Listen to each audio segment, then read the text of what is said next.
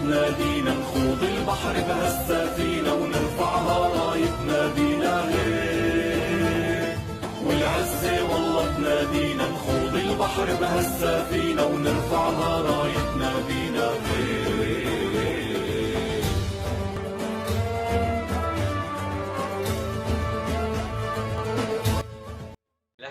अस्सलाम वालेकुम रहमतुल्लाहि व बरकातहू। मेरा नाम असद अली ख़ान और मैं आज प्रेजेंट कर रहा हूँ अपनी प्रेजेंटेशन इंटरपोलेशन डायरेक्ट मेथड पे। इसके अंदर हम 4 चीज़ें एक्सप्लोर करने वाले हैं। पहली चीज़ तो ये कि लीनियर इंटरपोलेशन, उसके बाद दूसरी चीज़ ये कि हम क्वाड्रेटिक इंटरपोलेशन करेंगे, उसके बाद फिर क्यूबिक इंटरपोलेशन। उसके साथ साथ हम एक और काम करने वाले हैं, उसकी सिग्निफिकेंट फिगर को मालूम करना चाह रहे हैं कि जो तीनों हम जो इंटरपोलेंट निकालेंगे उसका, तो उन तीनों इंटरपोलेंट के अंदर कुछ ना कुछ वेरिएशन आती है बीच में। अब हम उस वेरिएशन, उस एरर को किस तरह से वो करेंगे, देखेंगे कि उस एरर के ना कितने % जो है हमारी वैल्यू की एक्यूरेसी आ रही है, तो वही हम अभी निकालना सीखेंगे।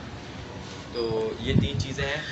अच्छा जी, इंटरपोलेशन क्या होती है उसका मैं आपको छोटा सा इंट्रो दे सकूँ तो वो बताता हूँ मैं। अब आप फर्स्ट कर लें एक्स और वाई को ले लें, ठीक है। तो वाई फंक्शन है एक्स का, सॉरी एक्स फंक्शन है वाई का, f of y is equals to x कर लें, ठीक।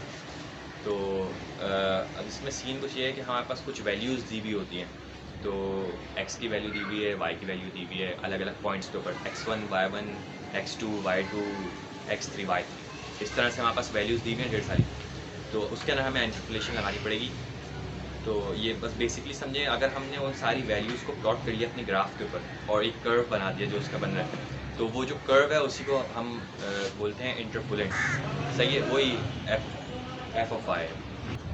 अच्छा भाई, इंटरपोलेशन के बहुत से यूजेस हैं, अलग अलग जगहों पे, मल्टीपल जगहों पे यूजेस हैं। कुछ ऐसी जगहों पे यूजेस हैं जहाँ पे हम मॉड, मीडियन, एवरेज ये सब चीज़ें इस्तेमाल नहीं कर सकते क्योंकि ये डेटा हमें एक्यूरेट नहीं देती। तो इसलिए इंटरपोलेशन यूज़ होती है। फ़र्ज़ करें हमारी कोई सैटेलाइट है, उसको हमें किसी एक मखसूस डिग्री तक उसको वो करना है, चेंज करना है, मोड़ना है। तो उसके लिए हमें बहुत से फैक्टर्स देखने पड़ते हैं, बहुत सी चीज़ें देखनी पड़ती हैं। अर्थ की ग्रेविटेशनल पुल देखनी पड़ती है। फ़र्ज़ करें ग्रेविटेशनल पुल अलग अलग वक्तों में अलग अलग होती है, अलग अलग वैल्यूज़। अब फ़र्ज़ करें एक वक्त की वैल्यू हमारी सैटेलाइट है वो नहीं ले पाए, तो अब उसके लिए हम क्या करेंगे, हमें अपने बाकी की चीज़ें देखनी है, इसलिए हम इंटरपोलेशन जो है उसको अप्लाई करते हैं। इसी तरह से मिसाइल्स के अंदर भी यही जो है चीज़ बहुत मैटर करती है। तो इंटरपोलेशन के बहुत से फ़वाइद यही है। तो इसी की एक एग्ज़ाम्पल जो है जो हम इसमें इस्तेमाल करेंगे वो है स्पेस शटल की। हमने एक नासा के इंजीनियर को बुलाया था अपने पास खाने पे, तो उनसे हमें मालूम पड़ा था कि किस तरह से शटल की लॉन्च की जाती है, क्या उसकी वेलोसिटीज़ होती हैं टाइम के ऊपर। वैसे तो बहुत सी चीज़ें मालूम पड़ी, लेकिन जो हम जिस डेटा सेट पे काम करेंगे वो उसकी लॉन्चिंग पैड से, मतलब जैसे ही वो स्पेस शटल का इंजन ऑन हुआ और उसके बाद एस्ट्रोनॉट्स हाई हुए, तो बस यहाँ से लेके हमारा जो डेटा सेट है बस यहाँ से लेके वहाँ तक का ये छोटा सा डेटा सेट है। तो उसी के ऊपर हम काम करेंगे, उसी डेटा सेट के ऊपर हम लीनियर इंटरपोलेशन इस्तेमाल करेंगे, उसी डेटा सेट के ऊपर हम क्वाड्रेटिक भी इस्तेमाल करेंगे और क्यूबिक भी इस्तेमाल करेंगे। और उसके आखिर में जो हमारा पार्ट है वो यही है कि उसके अंदर जो सिग्निफिकेंट फिगर्स हैं जो कि उसके करेक्ट हैं वो हम मालूम कर सकें।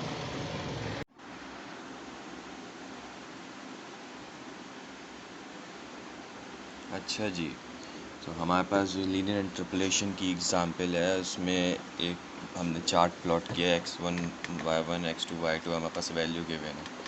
जो कर्व है उसकी equation a0 plus a1 plus a1x।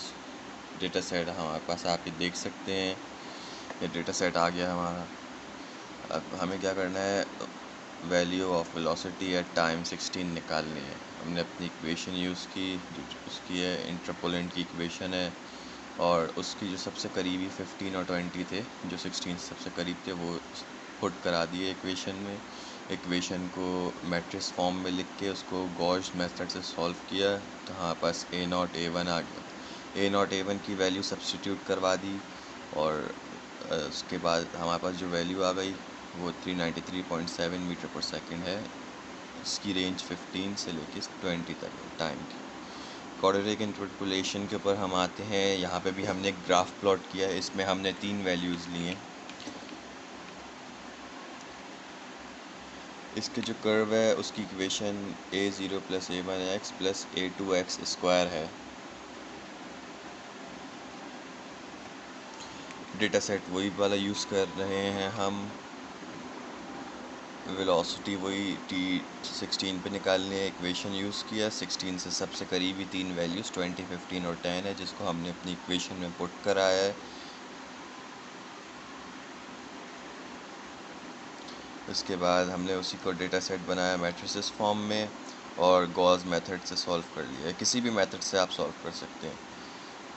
A1, A2 और A0 की वैल्यू हमने डाल के अपने आंसर निकाल लिया। अच्छा जी, लीनियर इंटरपोलेशन में जो हमारा आंसर आया था 393.7 मीटर पर सेकंड था।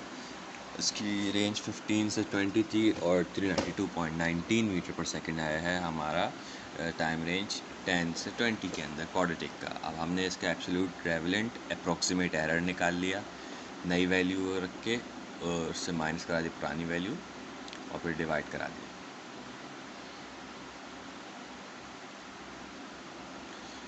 अच्छा जी, ये जो थर्ड एग्जाम्पल है हमारी क्वाड्रेटिक की, इसके अंदर हमने वही डेटा सेट यूज़ कर रहे हैं हम, वही वेलोसिटी 16 पे निकालनी है। इसकी इक्वेशन ये रही, इक्वेशन 1 के नाम से। इसमें हमने 4 वैल्यूज़ यूज़ करनी है जो सबसे करीबी हो 16 के। इन दिस केस आप देख सकते हैं स्क्रीन पे कौन कौन सी वैल्यूज़ हैं। हमने वैल्यूज़ पुट करा दी हैं इक्वेशन के अंदर। उसके बाद इसको मैट्रिक्स फॉर्म में ले गए, मैट्रिक्स को सॉल्व कर लिया हमने गॉस मेथड से। उसके बाद हमारे पास A0 वगैरह की वैल्यूज़ आ चुकी हैं। हमने इक्वेशन 1 से वैल्यू सब्स्टिट्यूट करा ली और हमारा आंसर आ गया 392.06।